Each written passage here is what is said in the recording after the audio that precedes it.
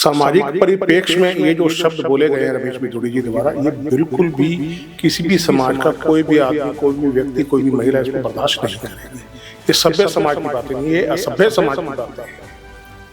और यहाँ तक मेरा मानना है वो अपनी अब चुनाव वो हार चुके हैं। देखिए, आतिशी जी ने कालका जी के अंदर कोई काम नहीं किया है। गोविंदपुरी गलियां, सड़कें टूटी हुई हैं, डार्क पॉइंट्स बहुत हैं। ये भ्रष्टाचार के खिलाफ सरकार में आए थे, सिस्टम में आए थे, और ये भ्रष्टाचार में लिप्त हो गया कर और खुद जेल काट कर आए। मनीष सिसोदिया हो, चाहे अरविंद केजरीवाल हो, चाहे सत्येंद्र जैन हो, ये लोग जेल काट कर आए। नमस्कार, मैं साहिबा और आप सभी का स्वागत है अधान हिंदी में, जो देश और दुनिया की खबरें आप तक पहुंचाता है। देखिए, इस वक्त हम कालका जी विधानसभा में मौजूद हैं। यहाँ हमारे साथ जो मौजूद हैं वो ज़मीनी लोगों से जुड़े और कालका जी के लोगों के लिए काफ़ी ज़्यादा फ़ायदेमंद। अब आप कहेंगे कौन, तो हम आपको बता दें, खविंदर सिंह कैप्टन, जो पूर्व निगम पार्षद और चेयरमैन भी रह चुके हैं। चलिए उनसे बात करेंगे, क्योंकि कालका जी विधानसभा चुनाव में आपको बता दें, दिल्ली में पूरी सीटों को देखा जाए तो उसमें कालका जी विधानसभा को देखें तो ये सबसे हॉट सीट मानी जा रही है। और इस कालका जी विधानसभा में रमेश बिधूड़ी, जो भाजपा प्रत्याशी हैं, उन्होंने महिलाओं का अपमान कर दिया है। मैं आपको कहूँ, महिलाओं के विषय में बहुत ही गलत बातें कही हैं। उसी के चलते हम खविंदर सिंह कैप्टन से बात करेंगे कि वो क्या सोचते हैं। सबसे पहले तो सर, हमारे चैनल में आपका स्वागत है। बहुत बहुत धन्यवाद सर। मैं ये जानना चाहती हूँ, रमेश बिधूड़ी ने जिस तरह से आतिशी और प्रियंका गांधी पर जो वार किया है, अपमानजनक टिप्पणी की है, इस पर आप क्या सोचते हैं? देखिए, मेरा ऐसा मानना है कि राजनीति जो है, सामाजिक आदमी ही राजनीति में आता है। और सामाजिक परिप्रेक्ष्य में ये जो शब्द बोले गए हैं रमेश बिधूड़ी जी द्वारा, ये बिल्कुल भी किसी भी समाज का कोई भी आदमी, कोई भी व्यक्ति, कोई भी महिला इसको बर्दाश्त नहीं करेगी। ये सभ्य समाज की बातें नहीं, ये असभ्य समाज की बातें हैं। और यहाँ तक मेरा मानना है वो अपनी अब चुनाव वो हार चुके हैं। दिल्ली विधानसभा में सबसे हॉट सीट मानी जा रही है। क्यों? क्योंकि यहाँ पर लगातार वार पर वार कर रहे हैं रमेश बिधूड़ी। देखिए, ये वार नहीं है, ये तो दुष्प्रचार कर रहे हैं, अपना ही दुष्प्रचार कर रहे हैं। ये इनका वार क्या है? ये चुनावी लड़ाई से बाहर हो चुके हैं। पहले आतिशी पर बोलते हैं कि उन्होंने अपने पिता बदल दिए, उस पर वो बोलने के बाद फिर माफ़ी भी मांग लेते हैं। तो फिर क्यों बोला सर उन्होंने, जब उनको पता था ये गलत है, फिर उसके बावजूद भी वो बोलते हैं।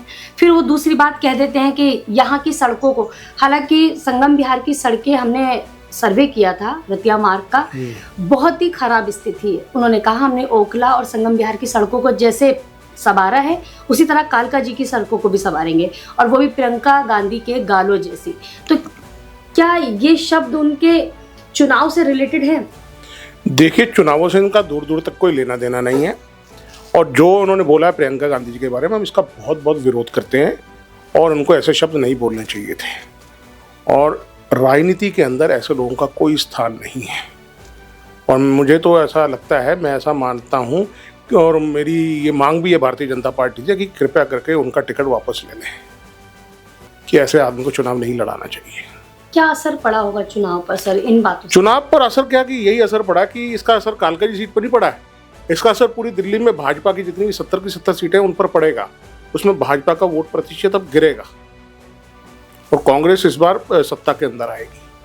सर, 2 दिन पहले प्रधानमंत्री आते हैं दिल्ली में और वो कहते हैं सबसे ज्यादा सपोर्ट जो है महिलाओं का है हमारे लिए, और उन्हीं के सांसद, पूर्व सांसद हैं रमेश बिधूड़ी, वो महिलाओं के लिए इस तरह की बातें करते हैं। प्रधानमंत्री जी 5 तारीख को रोहनी में जापानी पार्क में आए थे। जी। उसी स्टेज पे खड़ा होकर रमेश बिधूड़ी जी ने आतिशी जी के पिताजी के बारे में गलत शब्द बोले, जो कि बहुत ही गलत है। और उससे पहले, एक दिन पहले, उन्होंने प्रियंका गांधी जी के बारे में अपशब्द बोले, जो कि बहुत ही ज़्यादा गलत है, बर्दाश्त करने योग्य नहीं है। राजनीति में ऐसे लोगों का कोई स्थान नहीं है। और मुझे पता नहीं क्यों इनको तो टिकट वापस ले लेनी चाहिए, मोदी जी को और अमित शाह जी को।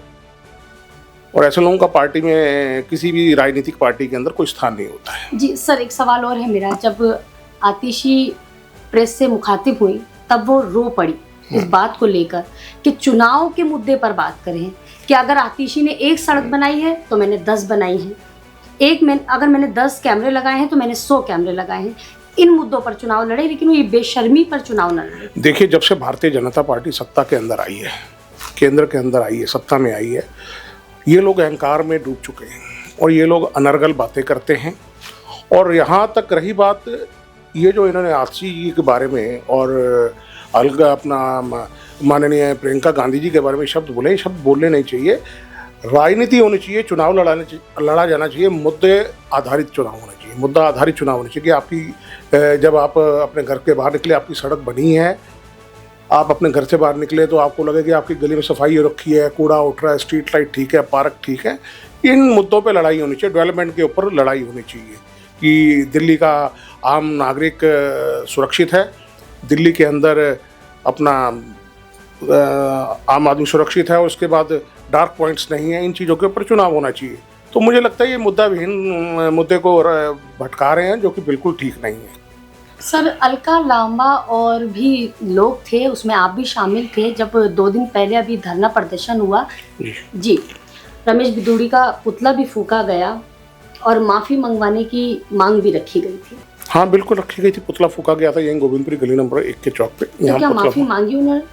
देखिए, देखने में तो आया कि हाँ भाई अगर बुरा लगा तो, लेकिन जब एक बार तीर निकल जाता है तो फिर वो वापस थोड़ी आता है। कहीं बात और कमान से निकला। बिल्कुल बिल्कुल बिल्कुल, कहीं बात और कमान से निकला थी, कभी वापस नहीं आते। जी सर, एक सवाल और है मेरा।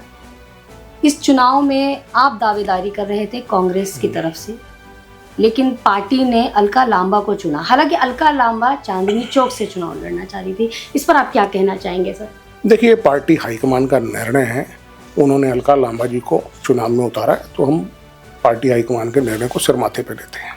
जी, हमने जिस हिसाब से सर्वे किया है उससे हमने देखा कि आप काफ़ी सपोर्ट कर रहे हैं अलका लांबा को।